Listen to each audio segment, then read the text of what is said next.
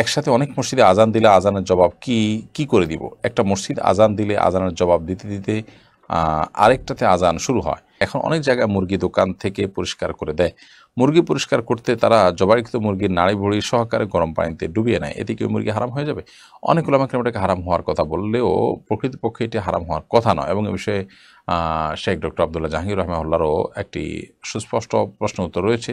স্যারও এটাকে হারাম বলতেন না, এবং যুক্তি হিসেবে তিনি খুব ভালো একটা কথা বলতেন। তিনি বলতেন যে যারা এটিকে হারাম বলেন তাদের যুক্তি হলো যে মুরগির পেটের ভেতরে যেসব ময়লা আবর্জনা আছে, নাপাক জিনিস আছে, আপনি গরম পানির মধ্যে, খুব তীব্র গরম পানির মধ্যে যখন সেটাকে চুপাবেন তার চামড়া চেলার জন্য বা পর চেলার জন্য, তখন সেই নাপাকগুলো সেদ্ধ হয়ে গোশতের সাথে মিশে যাবে।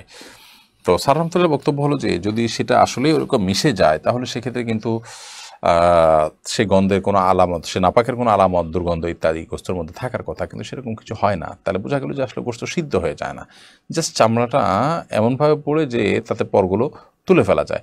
ভেতরে যদি সিদ্ধ হয়ে যেত তাহলে তো এটা খাওয়াই যেত রীতিমতো, বা ওই টাইপের হয়ে যেত। বিধায় এটা হারাম নয়। তবে হ্যাঁ, অবশ্যই একই পানিতে বারবার করে অনেকগুলো মুরগি দেওয়া, মুরগির নাপাক সহকারে দেওয়া, এটা অনুত্তম কাজ। সেটা ফেলে দিয়ে আলাদা করতে পারলে ভালো হয়। এটা ভালো রুচিরও পরিচয়, সেটা ভিন্ন বিষয়। বাট এটা কারণে হারাম হয়ে যাবে না সেই মুরগিটি, এটাই অধিকতর যুক্তিসঙ্গত এবং বিশুদ্ধ বলে আমাদের কাছে মনে হয়। নীলুফা ইয়াসমিন জোনাকি আপনি লিখেছেন, একসাথে অনেক মসজিদে আজান দিলে আজানের জবাব কি করে দিব? একটা মসজিদ আজান দিলে আজানের জবাব দিতে দিতে আরেকটাতে আজান শুরু হয়, এতে জবাব দিতে অসুবিধা হয়।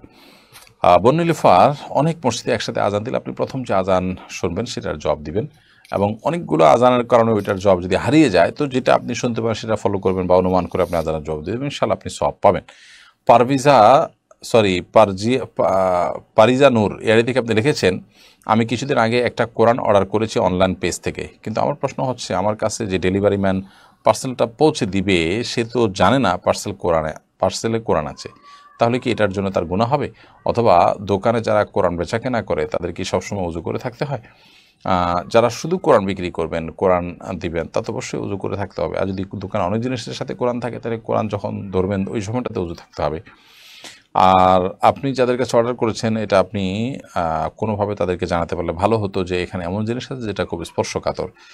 তাহলে কাঁচ ইত্যাদি ধরার সময় যেরকম উত্তম রূপে দায়িত্বশীলতার সাথে ধরতো তারা, ঠিক একইভাবে তারা রাখতেন। তবে পার্সেলের ভেতরে কোরআন আছে, উপরে প্যাক আছে, তো এটা বিনা উজুতে ধরলে গুনাহ হবে না ইনশাআল্লাহ তাআলা। অতএব ডেলিভারি ম্যান সেটা ধরলে তার গুনাহ হবে না। কোনো ব্যাংকের শাখা খোলার জন্য বাড়ি ভাড়া দেওয়া জায়েজ হবে কিনা? মেয়ের সংসার করা অবস্থায় অন্য জায়গায় বিয়ে করেছে, সে বলেছে তার আগের স্বামী বারবার তাকে মুখে তালাক দিয়েছে, কিন্তু তার আগের স্বামী বলছে আমি তালাক দিই নাই, পরের বিয়ে কি সহি হবে? দেখুন, তালাক দিয়েছে স্বামী, এটা প্রমাণিত হতে হবে। স্বামী যদি তালাক দিয়েছেন এটি প্রমাণিত না হয়, স্ত্রী মিথ্যা কথা বলে যদি পরবর্তীতে বিয়ে করেন তাহলে সে বিয়ে তো হারাম হবে এবং সে বিয়ে বাতিল হবে, সে বিয়ে তো বিশুদ্ধ হবে না এবং সেটা অকার্যকর হবে যদি স্ত্রী সেরকমটি করে থাকেন। আর যদি এরকম হয় যে স্বামী মিথ্যা কথা বলছেন তাহলে সেক্ষেত্রে তো তার পরের বিয়ে বিশুদ্ধ হবে। এটি আসলে নির্ভর করবে, এটা দুটো দিক আছে, একটা আল্লাহর কাছে প্রকৃতপক্ষে কি হবে সেটি, তো যেটি প্রকৃত সত্য সেটাই হবে। অর্থাৎ স্বামী যদি মিথ্যাবাদী হয়, স্ত্রীর কথা ঠিক হয়, তাহলে তার পরের বিয়ে ঠিক হবে। আর যদি স্ত্রী মিথ্যাবাদী হন, স্বামীর কথা ঠিক থাকে, তাহলে পরের বিয়েটা বাতিল হবে। সেটা আল্লাহ এবং বান্দার মাঝে একান্তে মূল এবং প্রকৃত বিধান। আর সমাজে আমরা তার জন্য যে বিধানটা দিবে সেটা তার কাছে, যার কাছে প্রমাণ আছে, যিনি, যেটা কোনো স্ত্রী যদি বলেন যে আমাকে স্বামী মুখে বারবার তালাক দিচ্ছেন, তাহলে তার পক্ষে কোনো এভিডেন্স যদি না থাকে তাহলে সেক্ষেত্রে তার স্বামীর কথা অবশ্যই আমলে নিতে হবে। তাওহীদ স্বপন আপনি লিখেছেন, আমাদের সমাজে বিয়েতে যে উকিল বাবার সিস্টেম আছে ব্যাপারটা কি ইসলাম সম্মত? না, উকিল বাবা বলতে কোনো কিছু ইসলামে নেই।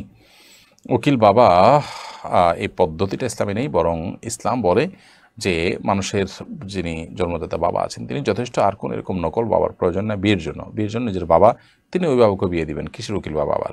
তিনি না থাকলে তার মেয়ের বড় ভাই, মেয়ের চাচা, দাদা বা অন্য কোনো নিকটাত্মীয় পুরুষ তারা অভিভাবক হবেন।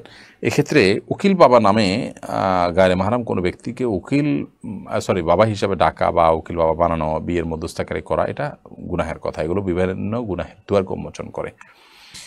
এমডি আনোয়ার আপনি লিখেছেন হায়েজ অবস্থায় তালাক দিলে কি তালাক হবে, মাসিক অবস্থায় তালাক দিলে তালাক হবে কিনা এটা ফুকাহার মধ্যে মত পার্থক্যপূর্ণ একটি বিষয়। একদল ফকিহরা বলেন যে এই অবস্থায় তালাক দিলে তালাক হবে না, কারণ হায়েজ অবস্থা বা মাসিক অবস্থায় মেয়েদেরকে তালাক দেওয়া নিষিদ্ধ।